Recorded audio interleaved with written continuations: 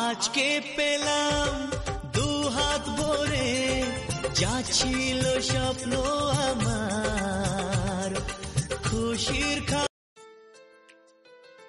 Everyone good morning, welcome to back my channel. তো নতুন সকাল নতুন একটা ব্লগ নিয়ে হাজির হয়ে গেছি তোমাদের মাঝে। আর এলিশাকে দিতে যাচ্ছি স্কুলে, এখন 10 মিনিট কম 9টা বাজে। ওকে স্কুলে দিতে যাচ্ছি, ওকে বলছি একটুখানি হেঁটে চলো, তারপর কোলে নিয়ে যাবো। আর ওকে স্কুলে দিয়ে তারপরে বাজারটা করে নিয়ে চলে এসেছি। এখানে কলমি শাক নিয়েছি, কলমি শাক খেতে কিন্তু আমার ভীষণ ভালো লাগছে। এদিকে এলিশার জন্য আম নিয়ে নিয়েছি, কলা নিয়েছি, আর নিয়েছি গাজর আর বেগুন। আর একটা বিশেষ কাজ আজকে একটুখানি বাইরে বের হতে হবে, তো যার কারণে চটপট করে এখন সাংসারিক কাজকর্মগুলো গোছাতে হবে। এলিশাকে স্কুল থেকে আবার নিয়ে আসতে হবে, তো চলো চটপট করে কাজগুলো গুছাই। তোমরা সাথে থাকো, কী করছি কিনা করছি পুরোটাই ব্লগে দেখতে পাবে। তো এলিশাকে স্কুল থেকে দিয়ে আসার সময় এই সবজি বাজারটা করে নিয়ে আসলাম, আর এখনও কিছু খাওয়া হয়নি। তো চলো চটপট ড্রেস চেঞ্জ করে খেয়ে নিই, তারপরে কথা হচ্ছে। তো হালকা খাওয়া দাওয়া করে এদিকে রান্নাটা বসিয়ে দিয়েছিলাম। আর এলিশার জন্য রান্না করলাম কাঁচকলা, কালো জিরা ফোড়ন দিয়ে খুব হালকা করে রান্না করছি। এদিকে কলমি শাকটা সেদ্ধ হতে দিয়েছি, আর ওদিকে পেঁপে দিয়ে ডাল বসিয়েছি। তো ডালটা সেদ্ধ হয়ে গেছে, বন্ধ করে দিচ্ছি, ওটা এখন ফোড়নে দিতে হবে। আর ভাতটা এখনও বসাইনি, এগুলো হয়ে গেলে ভাতটা বসিয়ে দিব। তো বেশ বাজে এখন 11টা 15 মিনিট, আর প্রায় আমার অর্ধেক রান্না হয়ে গেছে। ভাতটা এখনও করিনি, ভাতটা মানে সবার শেষে করবো। এদিকে শাকটা সেদ্ধ হয়ে গেছে, আর ডালটা অনেকক্ষণ সেদ্ধ হয়ে গেছে, তো ডালটা বন্ধ করছি। ডাল আলু সেদ্ধ, আর কালকে কিছুটা মাছের তরকারি রয়েছে, তো ওটা ফ্রিজে রেখে দিয়েছি। আর এলিশার যেহেতু বারবার করে পটি হচ্ছে না, তো তোমরা বিশ্বাস করবে 9 থেকে 10 বার পর ডেলি ওর পটি হচ্ছিল।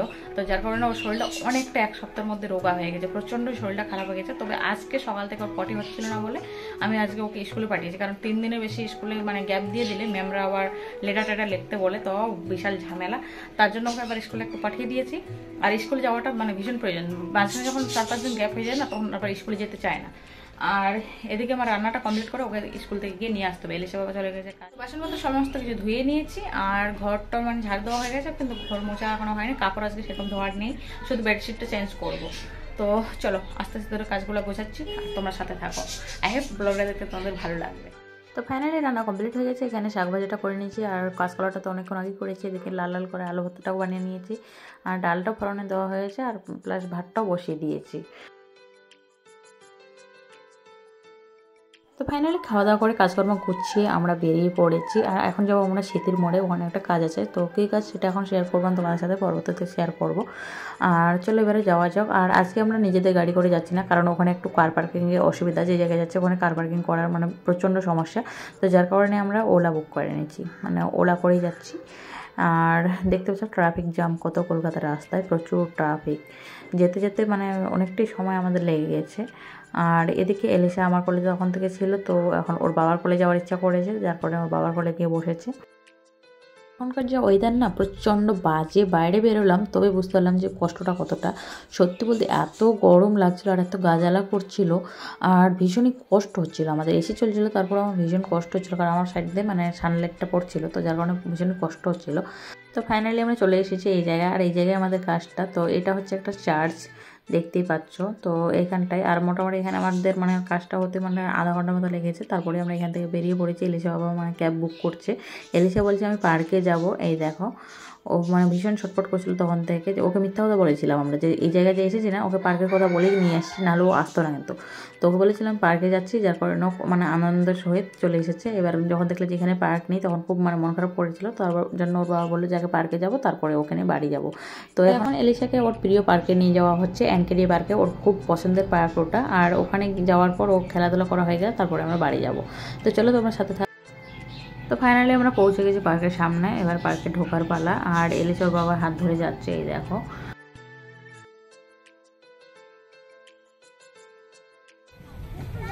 আরে কি হলো কি হলো, এখানে তো কাদা হয়ে গেছে। এবার কি করে খেলবে, কাদা হয়ে গেছে। এই দেখো এবার কি করে খেলবে তুমি,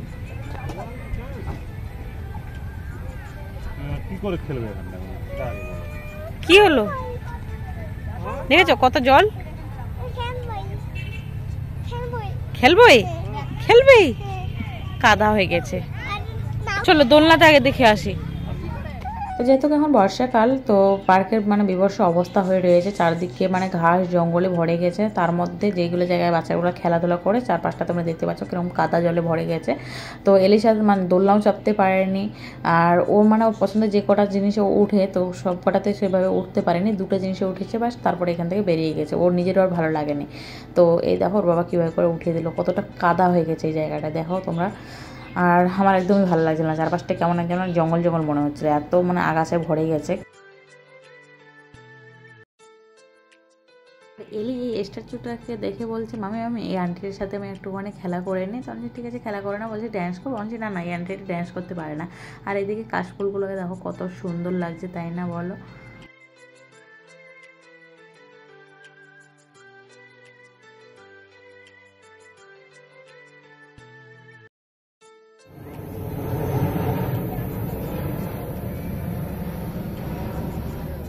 তো এলি সেখানে ব্যাঙের ছাতাগুলো নিয়ে একটুখানি খেলা করলো, বলছিল মামি এখানে ব্যাঙ আছে? আমি না না ব্যাঙ নেই, এগুলো সব আর্টিফিশিয়াল।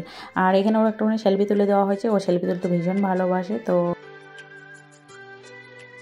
আজকে পেলাম দু হাত ভরে, যা ছিল স্বপ্ন আমার, খুশির খামে এ দিনটাকে ফাইনালি এবার আমরা বেরিয়ে পড়ছি পার্ক থেকে। প্রচুর লোক কিন্তু এখনও রয়ে গেছে, আর বাচ্চারা কিন্তু মনের মতোভাবে খেলতে পারছে না, অনেক বাচ্চাই মানে থাকতে চাইছে না পার্কের ভিতরে, অনেকে বেরিয়ে যাচ্ছে। তো চলো এলিশা চলে আসে ফুচকার দোকানের সামনে, আর এখানে আমরা ফুচকা খাবো, তারপরে এখান থেকে চলে যাব।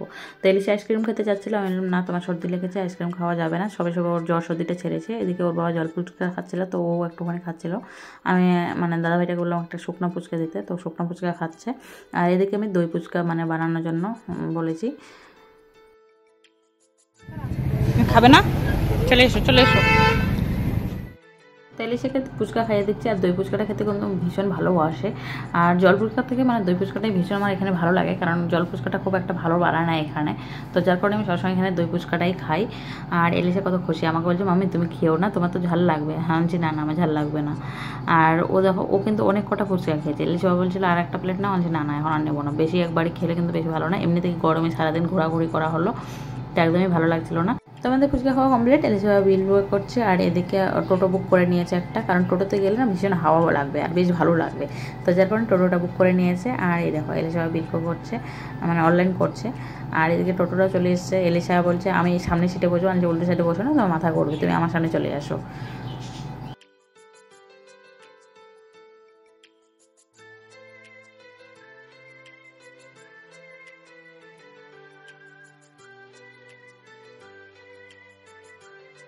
তো বেশ বাজে এখন 9টা, আর বাড়িতে আমরা 8টার দিকে ঢুকেছি, এসেই কটা রিলস বানালাম। আর এলিশা বাবা বাড়িতে এসেই জাস্ট ড্রেসটাও চেঞ্জ করে ওইভাবে আবার চলে গেছে হোটেলে। আর এলিশা জামা কাপড় খুলে দিচ্ছি, ওর প্রচণ্ড বলে গরম লেগেছিল। একবার ফ্যানটা দিচ্ছি, ফ্যানটা বন্ধ করে দিচ্ছে, এসে দিচ্ছি, তো আবার ঠান্ডা লেগে যাচ্ছে, মানে প্রচণ্ড প্রবলেম ওর। আর আমারও আজকে না সর্দি লেগে গেছে, এত মানে তালুটা চঞ্চন করছে, ভীষণ মাথা যন্ত্রণা করছে। তো এখন ড্রেস চেঞ্জ করবো। আর এলিশাকে এটা কি হচ্ছে এলিশা দেখো, কোথাও গেলে বলে চাঁদ মামা পড়বে, টিপ পরিয়ে দিয়েছি, এখন আবার ঘেটে দিচ্ছে। কি দুষ্টু কেন এলিশা, দুষ্টু হয়ে যাচ্ছে, দুষ্টু। কেন আমি কি করতে আবার? হ্যাঁ এই যে ঘেটে দিচ্ছ কাজলটা, ওরকম করো না, জামা কাপড় নোংরা হয়ে যাবে আমার। তো চলো আজকে ব্লগ এখন পর্যন্ত এন্ড করছি। আই হোপ আজকে ব্লগটা তোমাদের ভালো লেগে থাকলে অবশ্যই লাইক করে শেয়ার করতে গিয়ে ভুলো না। আর যারা যারা নতুন নতুন চ্যানেল ভিজিট করছো প্লিজ চ্যানেলটাকে সাবস্ক্রাইব করে সবাই পাশে থেকো। তো চলো আবার দেখা হচ্ছে নেক্সট ব্লগে। সবাই ভালো থাকো, সুস্থ থাকো, সাবধানে থাকো।